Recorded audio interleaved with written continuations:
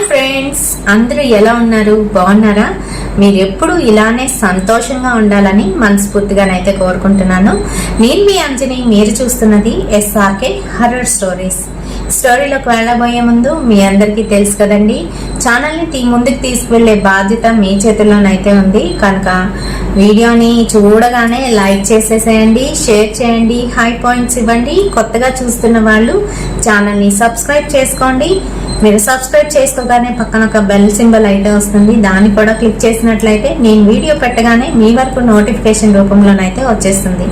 మరి మీకు జరిగిన రియల్ హర్రర్ ఇన్సిడెంట్స్ నాతో షేర్ చేసుకోవాలి, మన ఛానల్లో ఇక్కడ ఇలా స్టోరీగా వినాలి అనుకుంటే నా ఇన్స్టాగ్రామ్ లింక్ని డిస్క్రిప్షన్ బాక్స్లోనైతే ఇస్తున్నాను. అక్కడికి వచ్చి మీ స్టోరీస్ని నాతోనైతే షేర్ చేసుకోవచ్చు. మరి ఇంకెందుకు ఆలస్యం, లేట్ చేయకుండా ఈరోజు వీడియోలోకి వెళ్ళిపోదాం.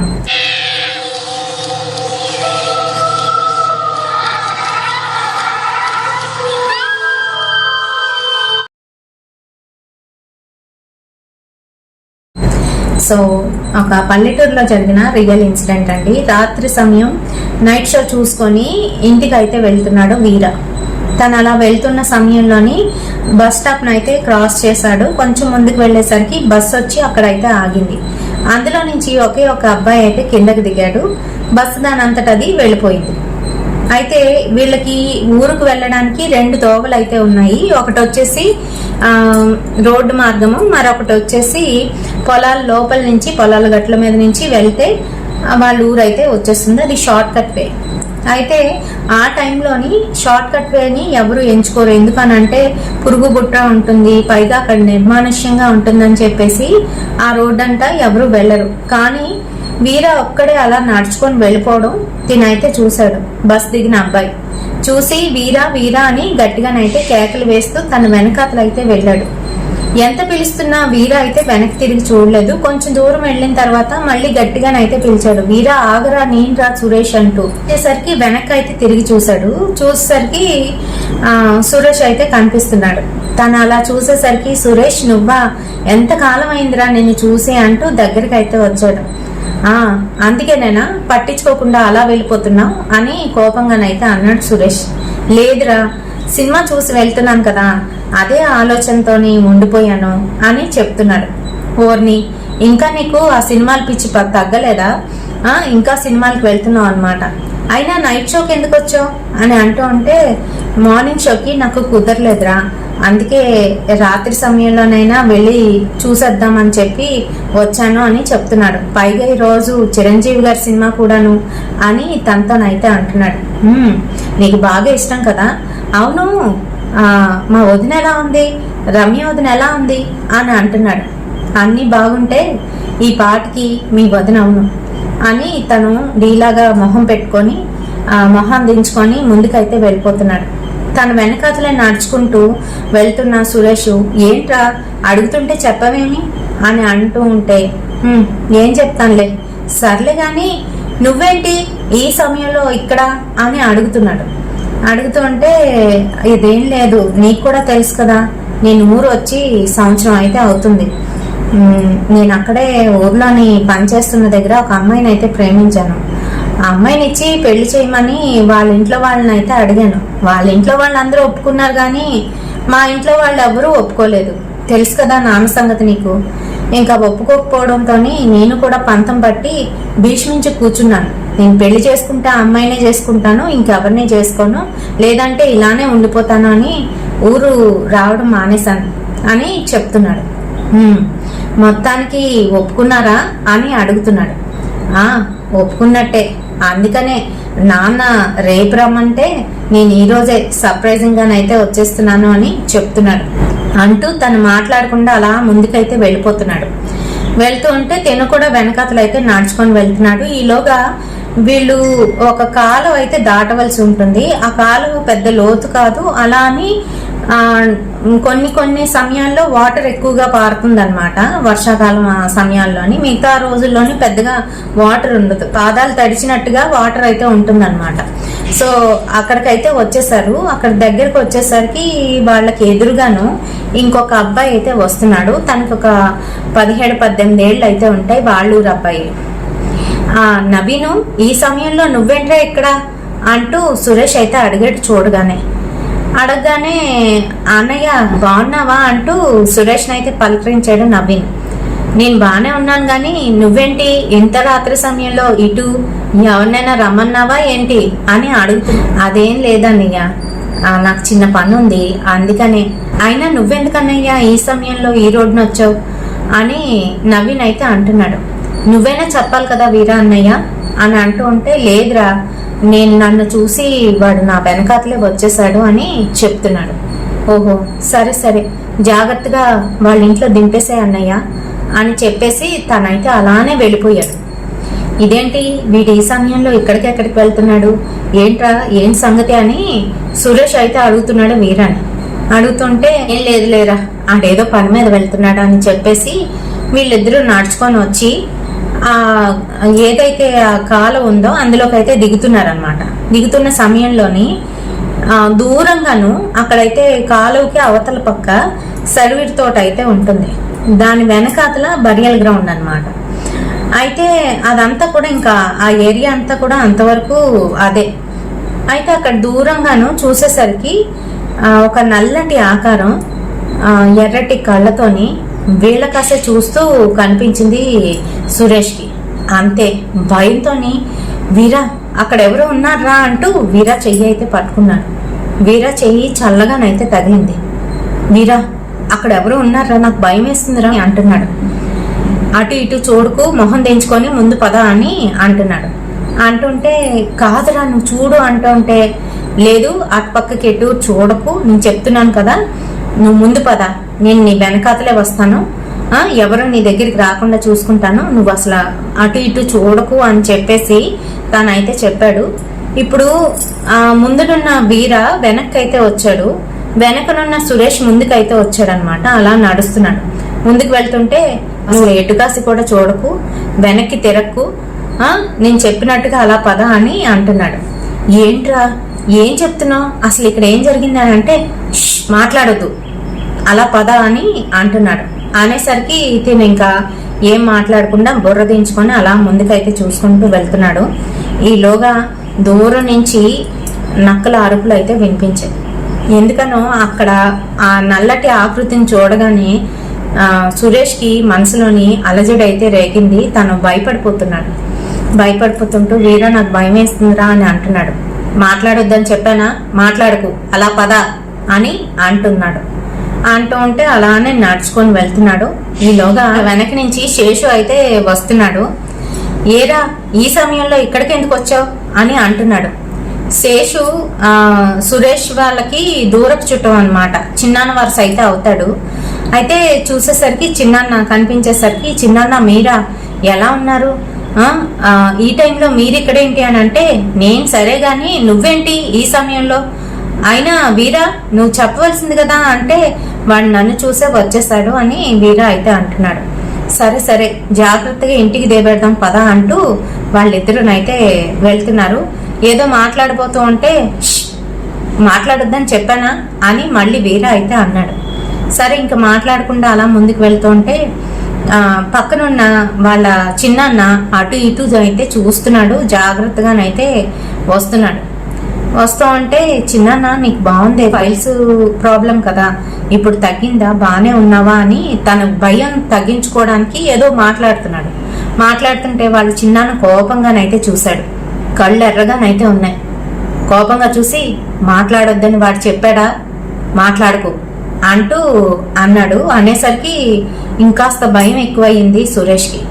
భయం ఎక్కువయింది. అయినా కూడా అలాగా నడుస్తూ ఉన్నాడు. ముందుకు వెళ్ళేసరికి అదంతా కూడా బరియల్ గ్రౌండ్ అనమాట. అక్కడికి రాత్రి సమయంలో ఎవరైనా ఇబ్బందిగా ఉంటే వస్తారు కదా, అలానే వాళ్ళు ఊరు ఆయన ఒక ఆయన అయితే వచ్చాడు. అతను తన పని చేసుకొని వెళ్తున్న సమయంలో ఈ సురేష్ని అయితే చూశాడు. చూసి తన చేతిలో కర్ర అయితే ఉంది, నించొని సురేష్ వంక తీక్షణంగానైతే చూశాడు. అక్కడ లైట్లు అవి ఏమి ఉండవు. తన దగ్గర ఏదో చిన్న టార్చ్ ఉంటే టార్చ్ పెట్టి ఇలా చూశాడు. చూస్తే సురేష్ అయితే కనిపిస్తున్నాడు. సురేష్ బాబు సురేష్ అనిచాడు. ఆ మామయ్య అంటూ దగ్గరికి అయితే వెళ్ళాడు. వెళ్ళేసరికి, అవును ఈ సమయంలో నువ్వు ఇటుపక్క ఎందుకు వచ్చావు అని అడుగుతుంటే, అది బస్ దిగ్గానే వీరాన్ని చూశాను, తనతో పాటుగా వచ్చేసాను అంటూ వెనక్కి తిరిగాడు. తిరిగేసరికి అక్కడ వీరా లేడు, వాళ్ళ చిన్నాన్న కూడా లేడు. లేకపోయేసరికి ఒక్కసారిగా షాక్ అయిపోయాడు సురేష్. ఇప్పటి వరకు నాతోని వీరాను మా చిన్నాన్న ఉన్నారండి, వాళ్ళు ఎక్కడికి వెళ్ళిపోయారు అని వెతికేసుకుంటున్నాడు. వెతికేసుకుంటుంటే తన కర్ర పట్టుకొని కర్రతో ఇలా ఆపి, ఎక్కడికి, ఆగు, పద పద పద, వాళ్ళు వస్తారులే పద అంటూ తనైతే ఊర్లోకి తీసుకొచ్చాడు. రాత్రి సమయం, అర్ధరాత్రి సమయం. కుక్కలేమో పొలోమంటూ అరుచుకుంటూ వీళ్ళ దగ్గరికి అయితే వస్తుంటే కర్రతో భయపెట్టి వాటిని తోలేశాడు. తోలేసి ఇంటికి పద నాయన, ఇక్కడ ఎక్కువ ఉండకూడదు అంటూ ఇంటికైతే తీసుకెళ్ళి, బాబురావు బయటికి రారా, నీ కొడుకొచ్చాడు అని పిలిచాడు. పిలిస్తే ఈ సమయంలోనా అంటూ వాళ్ళైతే బయటకు వచ్చారు. నీకు పని పాట లేదేట్రా, రేపు రమ్మంటే ఈ రోజు వచ్చావేంటి అని అంటే, మీకేదో సర్ప్రైజ్ ఇద్దామని వచ్చానంటే, సర్ప్రైజా పాడా ఏటి ఈ సమయంలోన అర్ధరాత్రి వేళ అంటూ అతనైతే తిట్టాడు.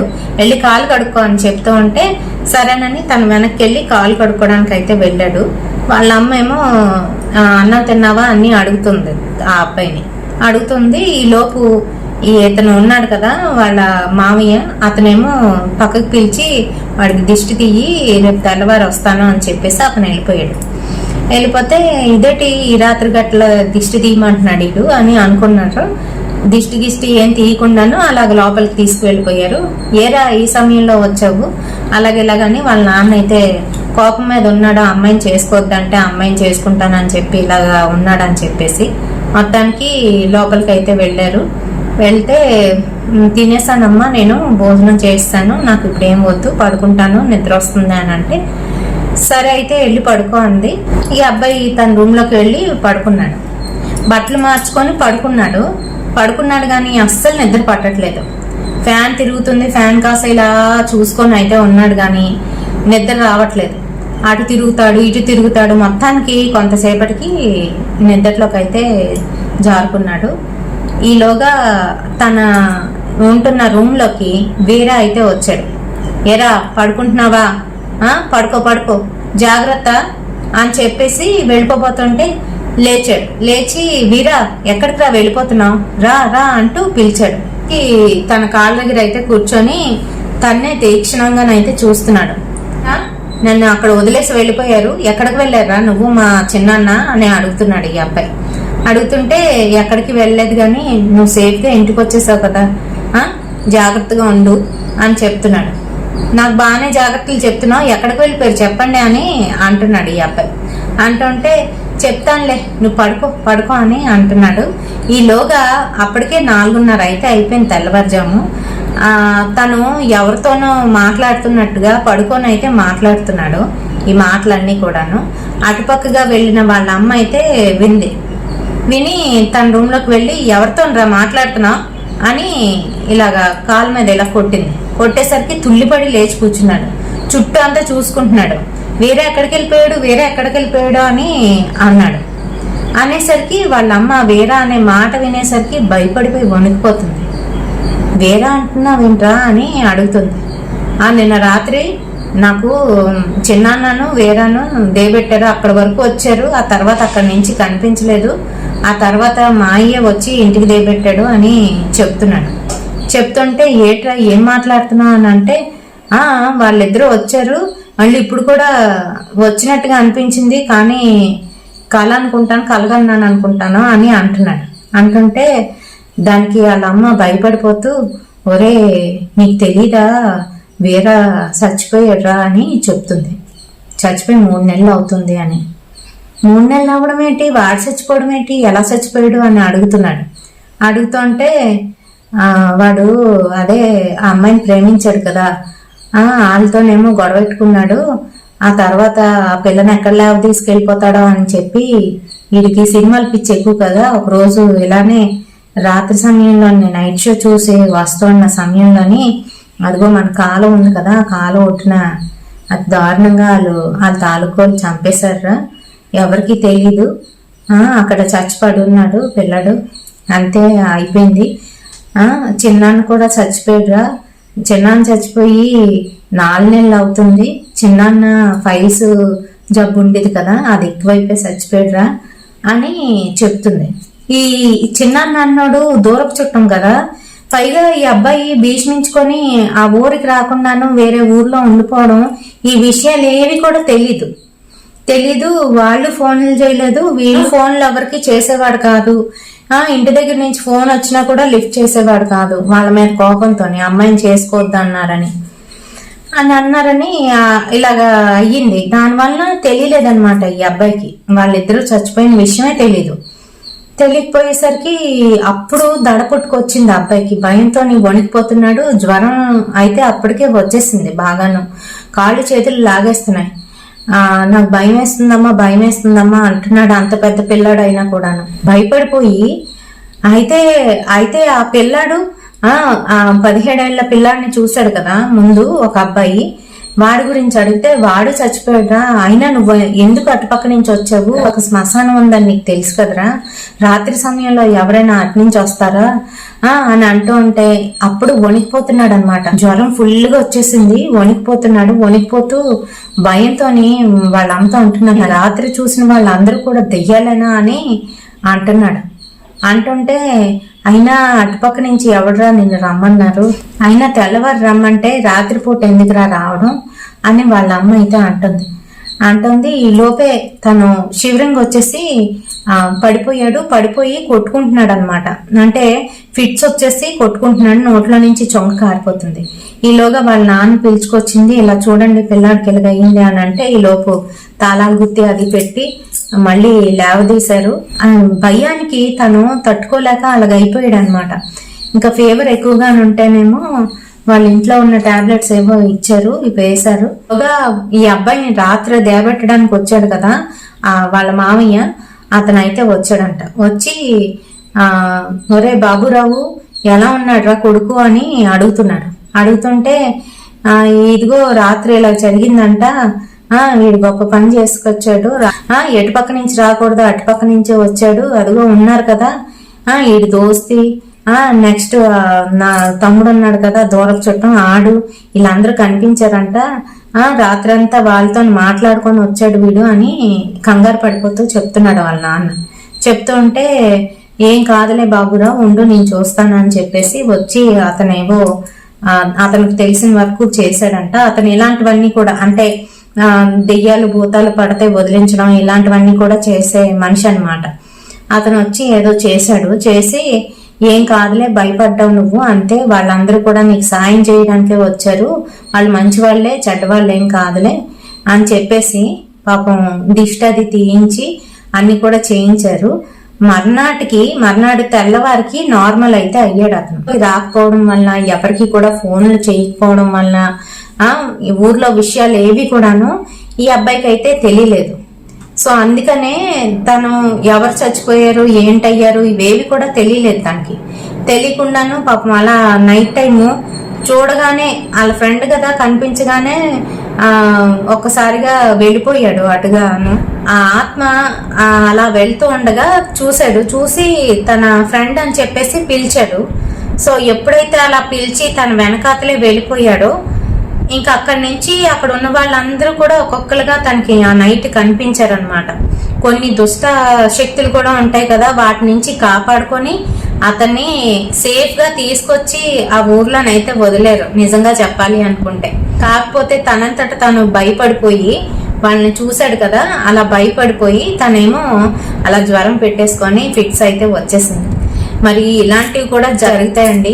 మరి ఈ రియల్ ఇన్సిడెంట్ మీకు ఎలా అనిపించింది, నచ్చితే తప్పకుండా ఒక లైక్ అయితే వేయండి, షేర్ చేయండి. మళ్ళాంటి మరికొంతమంది హర్రర్ ప్రేమికులకి ఈ వీడియోని రేపటి సరికొత్త హర్రర్ ఇన్సిడెంట్ తోని మళ్ళీ మీ ముందుకైతే వచ్చేస్తాను.